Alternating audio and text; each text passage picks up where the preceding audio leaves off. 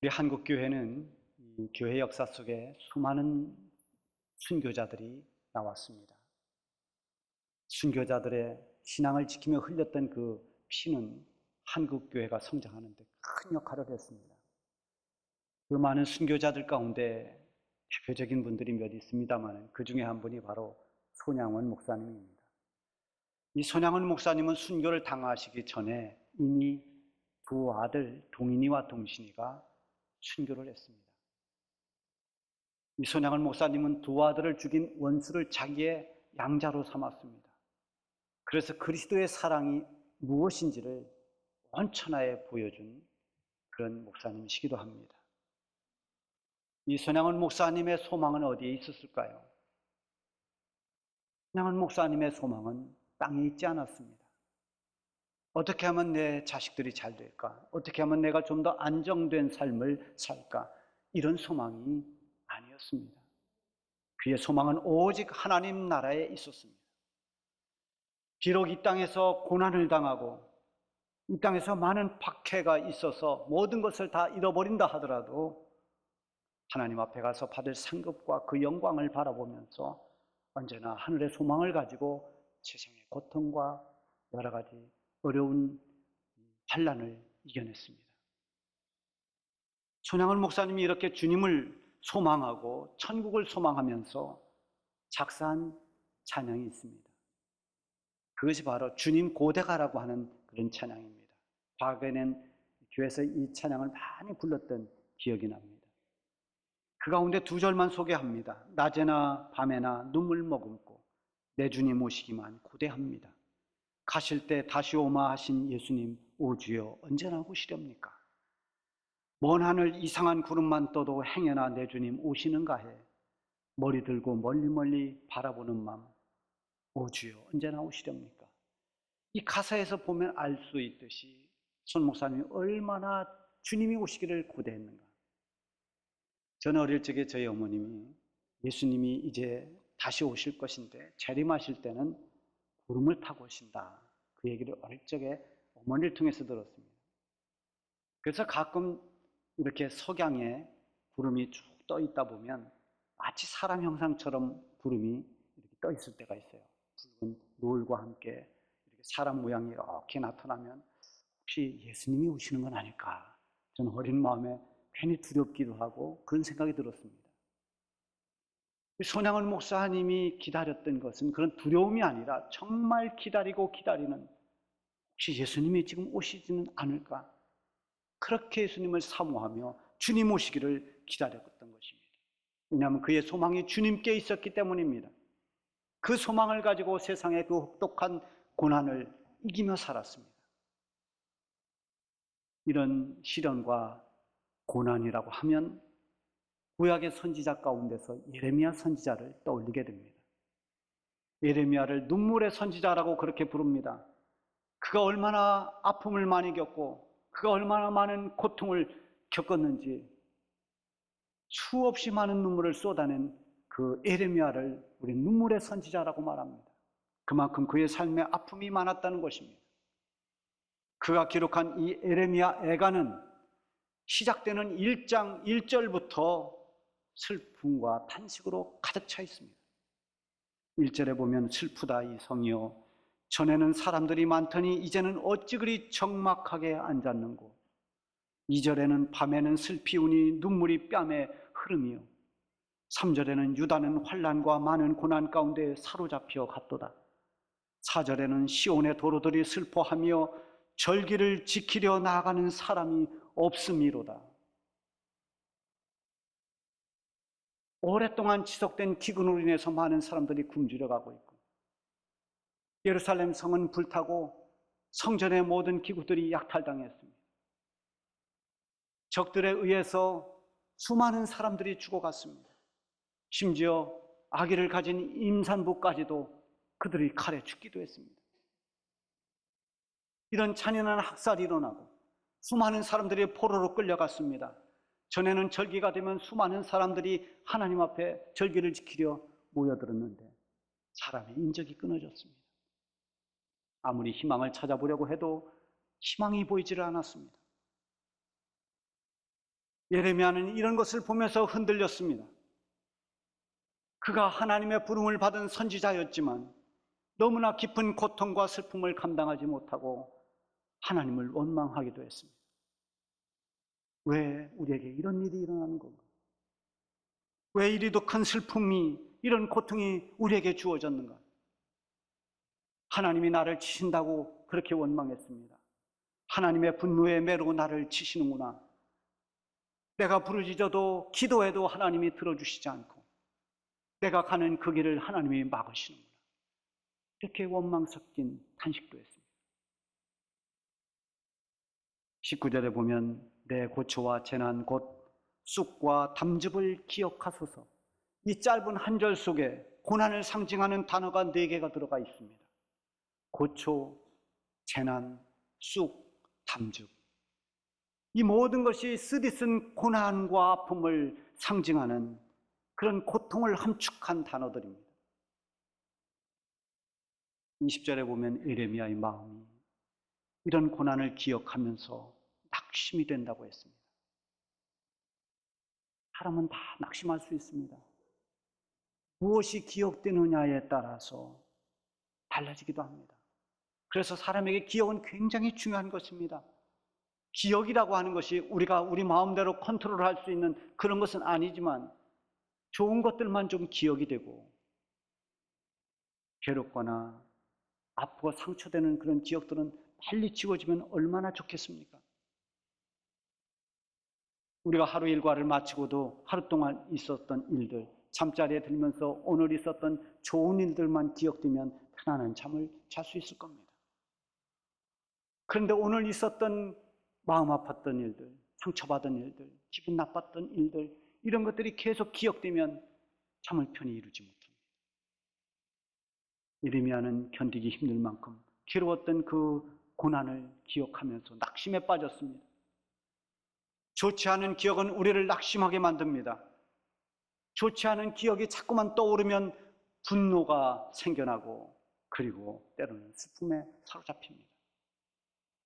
괴롭고 답답한 삶을 자꾸만 되새기면서 그것을 계속 기억하면 우리에게 찾아오는 것은 절망과 좌절입니다. 작년에 통계청에서 발표한 이 아동 청소년 삶의 질이라고 하는 그 보고서에 보면은 아동과 청소년 사망 원인 1위가 뭐냐면 자살입니다. 어떤 교통사고나 이런 게 아니고 자살이에요. 그리고 우울증을 앓고 있는 청소년들, 아동들의 숫자는 급격하게 늘어가고 있습니다. 미래의 상징인, 미래의 희망의 상징인 이 아동과 청소년들이 지금 소망을 잃어버리고 힘겨운 자기 싸움을 싸우며 버텨나가고 있습니다. 요즘 신조어 가운데 존버라고 하는 말이 있어요. 나이 든 사람들은 많이 모를 겁니다. 이게 뭐의 합성어냐 하면 비속어 존나와 버티다는 말의 합성어입니다. 그러니까 어떤 어려움이 있을 때 힘껏 힘을 다 쏟아서 견뎌내는 겁니다. 그렇게 버티는 겁니다. 그런데 이 존버로만 해결될 수 있는 게 아니라는 것이 문제입니다. 이번에 여러분들이 기도해 주신 덕분에 우리가 파송한 한동일 선교사님 사역지에 잘 다녀왔습니다. 거기 가서 그동안에 있었던 일들을 많이 이야기 들었습니다. 파송한 지 6년 만에 저도 처음 갔습니다. 원래 한번 가려고 했는데 그곳 사정이 생겨서 연기가 됐습니다. 그리고는 또 후에 코로나가 터졌습니다. 그래서 6년 만에 갔는데요.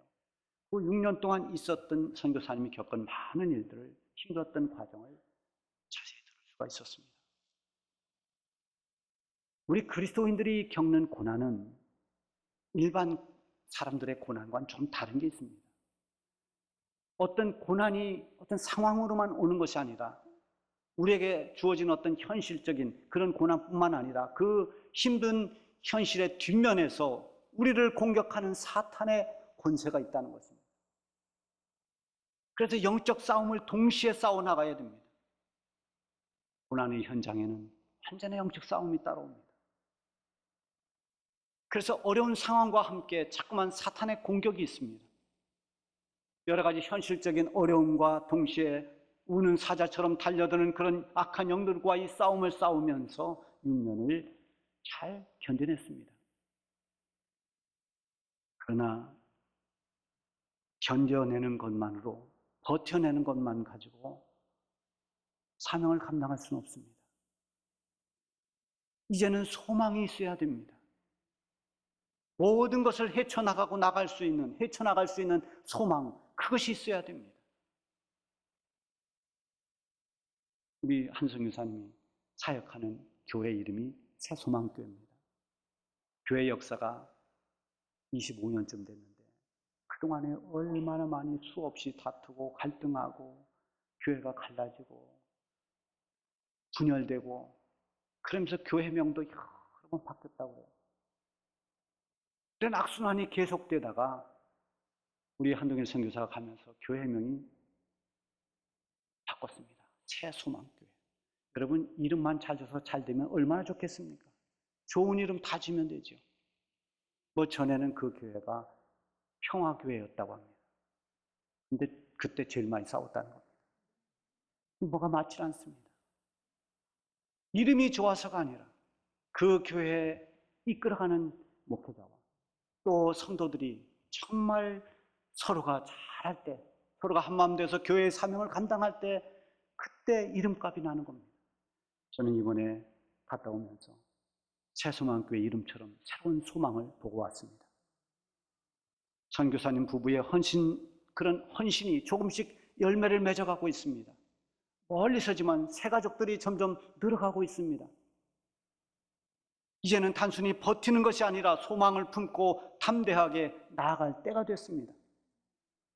그동안의 갈등과 분열을, 그런 아픔을 다 이제는 뒤로 하고 주님 안에서 서로 하나 돼서 서로 화평하는 가운데 교회의 소망을, 교회의 사명을 감당하는 그런 새로운 소망이 있는 새소망교회로 성장해 갈 수 있도록 여러분들이 늘 기도해 주시기를 바랍니다. 저는 그렇게 되리라고 믿습니다. 소망은 우리 모든 성도들이 놓치지 말아야 할 신앙생활의 아주 중요한 요소입니다. 고린도전서 13장 13절에 보면 우리 성도들이 반드시 꼭 있어야 할 세 가지, 믿음, 소망, 사랑이라고 했습니다. 소망이 반드시 있어야 됩니다. 에레미야가 낙심을 했지만 그 낙심 속에 깊이 빠져 있지 않고 다시 소망을 붙잡았습니다. 에레미야의 초점이 이 현실의 상황에서 여호와 하나님께로 돌려졌습니다. 마음속 깊이 하나님을 묵상했습니다. 하나님께서 행하신 일들을 마음에 깊이 생각해 보았습니다. 하나님이 누구신가? 그러면서 그것을 마음에 담았습니다. 고난과 재앙을 주목하고 그것만 쳐다볼 때는 점점 원망과 낙심이 점점 커져갔지만 인자와 긍휼이 무궁하신 하나님을 생각하고 그 하나님을 바라보면서 그 하나님을 마음에 담을 때 달라졌습니다. 소망이 보이기 시작했습니다. 그래서 21절에 보면 이것을 내 마음에 담아 두었더니 그것이 오히려 나의 소망이 되었어. 무엇을 보느냐에 따라서 마음이 달라집니다. 여러분 우리 교회 주차장 저 끝쪽에 농구대 있는 쪽에 대원 4차 아파트로 올라가는 길이 있습니다. 거기 오른쪽에 울타리가 쭉 쳐져 있는데요. 그 울타리 밑에 어느 날부터인가 쓰레기가 쌓이기 시작했어요. 온갖 쓰레기가 점점 더 많아지는 걸 보고 제가 우리 사무실에 있는 모두 다 불러내서 다 거기를 청소했습니다. 다 치운 울타리 밑에 있는 낙엽까지 다 깨끗이 치웠어요. 그리고 여기다 꽃을 좀 심으라고 했습니다. 꽃이 딱 심겨졌어요. 그리고 제가 거기다가 이렇게 써붙였습니다. 쓰레기 안 버리는 고운 마음, 꽃처럼 아름답습니다. 좋은 하루 되세요. 주중교회 이렇게 써붙였습니다. 그 후로 쓰레기가 안 보입니다. 꽃을 보니까 쓰레기를 거기다 안 버립니다. 얼마나 감사한 일입니까?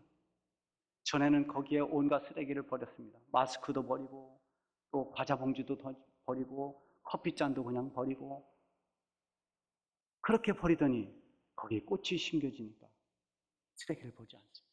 오늘도 내려오면서 제가 또 확인해 봤습니다. 쓰레기 하나 없습니다. 우리가 우리 현실에서 오는 온갖 아픔과 상처와 고난, 분노, 슬픔 이런 것들을 주목하면, 그런 것이 보이면 자꾸 원망과 이런 낙심이 쓰레기처럼 쌓입니다.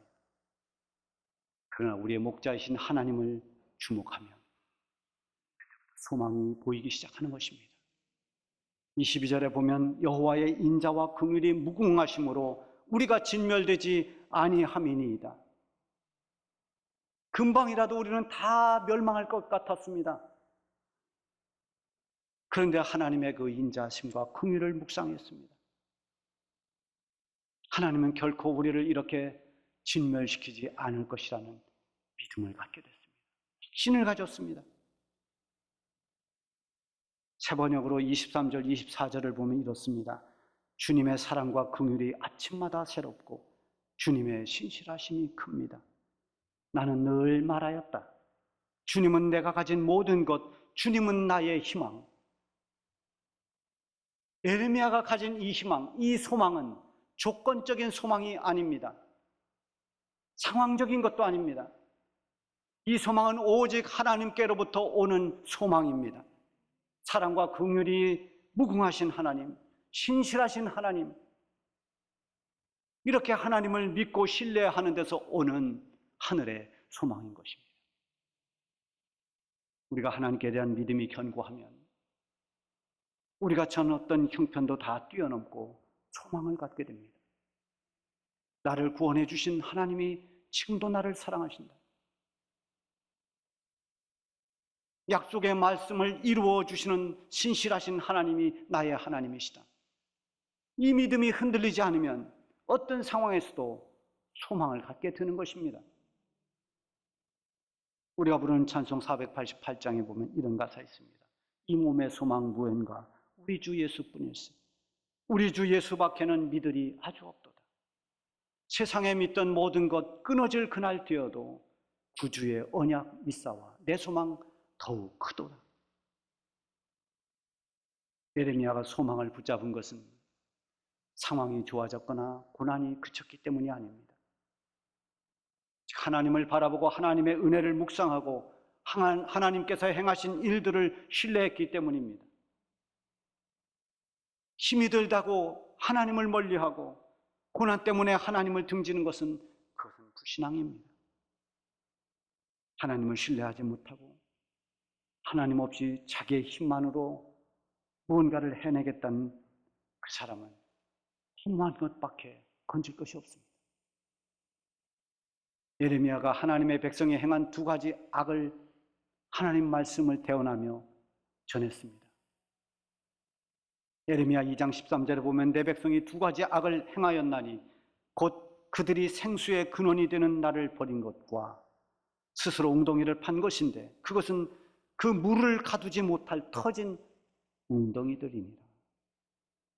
첫째는 하나님의 백성이 하나님을 버린 죄, 하나님을 떠난 죄. 또 하나는 물도 나오지 않는 그 웅덩이를 파느라 헛수고하는 허무한 일에 빠진 그런 죄. 이 두 가지 악을 지적했습니다. 왜 하나님을 등지고 떠날까요? 왜 허무한 것에 매달려서 헛된 웅덩이를 파고 있을까요? 하늘의 소망이 없기 때문입니다. 썩어지고 사라질 것에 소망을 두기 때문입니다. 여러분의 소망은 어디에 있습니까? 우리의 소망은 변함없이 여호와 하나님께 두어야 합니다. 하나님께 소망 있는 사람은 하나님을 바라봅니다. 하나님 이루어 주실 그 일을 기다리고 기대합니다. 그리고 구합니다. 25절 26절에 보면 기다리는 자들에게나 구하는 영혼들에게 여호와는 선하시도다. 사람이 여호와의 구원을 바라고 잠잠히 기다림이 좋도다. 저는 이번에 일본 새소망교회를 다녀오면서 하나님께서 이루실 일들을 기대합니다. 우리 교회를 통해서 선교사님을 그곳에 파송했습니다. 그 선교사님을 통해서 그곳에 예비된 구원받아야 할 영혼을 하나님께서 반드시 구원해 주시고 교회를 통해서 하나님의 귀한 일들을 이루어 가실 것입니다. 귀신 들린 여종을 고쳐주고 억울하게 매를 맞고 깊은 감옥에 던져진 사도 바울이 왜 이렇게 고난을 받아야 되는지 몰랐습니다. 그 깊은 감옥에서 그는 기도했습니다. 하나님의 능력이 나타났습니다. 기적이 일어났습니다. 그 감옥에서 일하는 간수 한 사람이 예수님을 영접하고 구원을 받았습니다. 자기뿐만 아니라 온 집안 식구가 세례를 받고 모두가 구원의 기쁨과 감격을 맛봤습니다. 그때 바울이 무엇을 깨달았을까요? 하나님이 이렇게 이 한 영혼을 구원해 주시려고 나를 감옥에 들어오겠구나.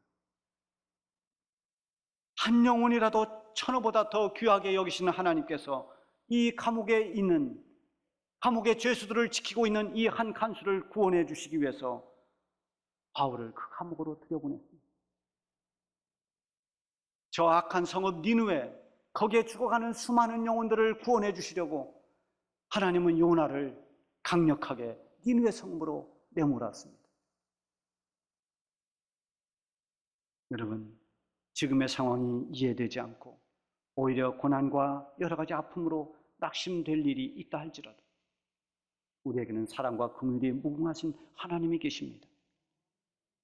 약속을 이루어 주시고 우리의 기도에 응답해 주시는 신실하신 하나님이 계십니다. 우리의 소망은 하나님께 있습니다. 하나님을 기다리고 하나님을 바라고 구하는 것은 소망이 하나님께 있기 때문입니다.